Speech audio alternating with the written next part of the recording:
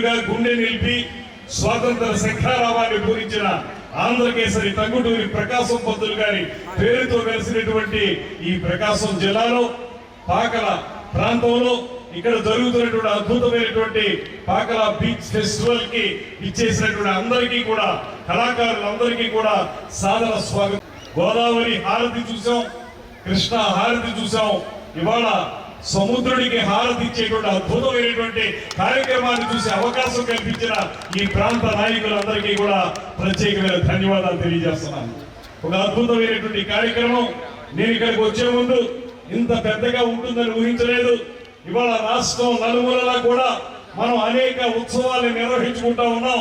అందులో ఇవాళ ఈ పాకల బీచ్ ఫెస్టివల్ అనేది ఒక ప్రత్యేకతను సంతరించుకున్నటువంటి ఉత్సవంగా చెప్పవలసినటువంటి అవసరం ఎంతైనా ఉందనేటువంటి మాటను మనం చేస్తున్నాం. కారణం, ఇంత చిన్న ప్రాంతంలో రోడ్లు కిక్కిరిసిపోయినటువంటి ప్రాంతంలో సరిగ్గా వాహనాలు రావడానికి వీల్లేనటువంటి అడ్జాయినింగ్ రోడ్స్ ఉన్నటువంటి ఈ ప్రాంతంలో ఇంత పెద్ద సంఖ్యలో చేసినటువంటి మీ అందరికీ కూడా ప్రత్యేకమైన అభినందనలు తెలియజేస్తూ, ఇవాళ ఆంధ్రప్రదేశ్ రాష్ట్రం కూటమి ప్రభుత్వం ఏర్పడిన తర్వాత ముఖ్యమంత్రి పరిపాలనాధ్యక్షులు శ్రీ చంద్రబాబు నాయుడు గారి నేతృత్వంలో, ఉప ముఖ్యమంత్రి సాక్షాత్తు కళాకారులైనటువంటి శ్రీ పవన్ కళ్యాణ్ గారి యొక్క సపోర్ట్ తోటి, పైన ప్రపంచంలోనే ముక్కు మనిషిగా పేరు పొందినటువంటి నరేంద్ర మోడీ గారి యొక్క ఆశీస్సులతోటి ఈ రాష్ట్రం డబుల్ ఇంజిన్ సర్కారుతో ముందుకెళ్తున్నటువంటి సందర్భం మీకు తెలియదు కాదు.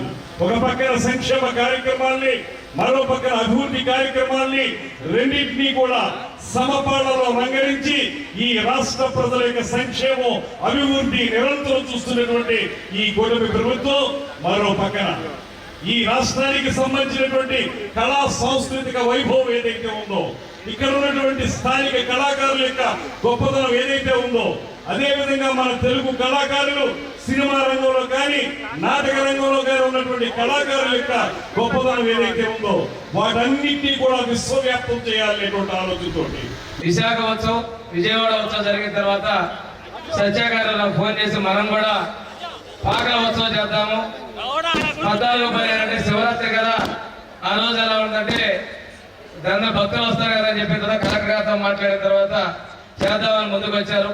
మ్యారిటైమ్ బోర్డు నుంచి 50 లక్షల రూపాయలు, అదేవిధంగా బీసీ జనార్దన్ రెడ్డి గారు వారు సహకారం ఇచ్చారు.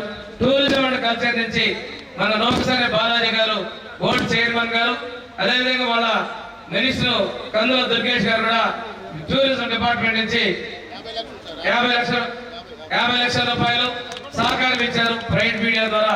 జిల్లా కలెక్టర్ గారు అయితే వీటన్నిటికీ అదనంగా ఎంతైనా పర్వాలేదు ఏ విధంగా చేద్దామని చెప్పేసి ముందుకు వచ్చినందుకు ఈ జిల్లా యాజమాన్యం మొత్తాన్ని కూడా మనం ఈ కార్యక్రమాన్ని ఏర్పాటు చేసి ఎంత పెద్ద అందరికీ అభినందనలు ధన్యవాదాలు తెలియజేసుకుంటూ, ఎస్పీ గారు అయితే ట్రాఫిక్ విషయంలో నేరో రోడ్స్ అని చెప్పేసి మా సమస్య అంతా కూడా ట్రాఫిక్ భయం అని చెప్పేసి, అయినప్పటికీ కూడాను ఈ చిన్న గ్రామానికి వచ్చే రోడ్లలో భారీ ఎత్తున ట్రాఫిక్ కి వాళ్ళు సర్వైలెన్స్ పెట్టుకుంటూ ఇవన్నీ చేశారు. ఒకసారి తీసుకుంటే ఈ పాకల డెవలప్మెంట్ మా పెద్ద దామచర్ల గారు బకింగ్హామ్ కెనాల్ మీద బ్రిడ్జి నిర్మాణం ఆ రోజున చేయడంతో ముందు బీచ్ అనేదానికి ఏర్పాటు వచ్చింది. ఆ తర్వాత మనం 14-19లో ఈ రోడ్డుని విశాఖపట్నంలో నేను చదువుకున్నాను, సత్య చదువుకున్నాం, విశాఖపట్నంలో లాగా ఈ బీచ్ డెవలప్ చేయాలనే ఉద్దేశంతో ఆ రోజు టూరిజం నుంచి 30 లక్షలు పెట్టి బీచ్ అదేవిధంగా లైటింగ్ అవన్నీ ఏర్పాటు చేయడం జరిగింది. చరిత్ర సృష్టించినోడు ఇప్పుడు ఆ చరిత్రని తిరగరాయబోతున్నాడు. అబద్ధాల గోడల్ని బద్దలు కొట్టి నిజాలను రాగా మీ ముందుంచబోతున్నాడు. నిజమైన వార్తల కోసం వెంటనే డౌన్లోడ్ చేసుకోండి రా యాప్ని.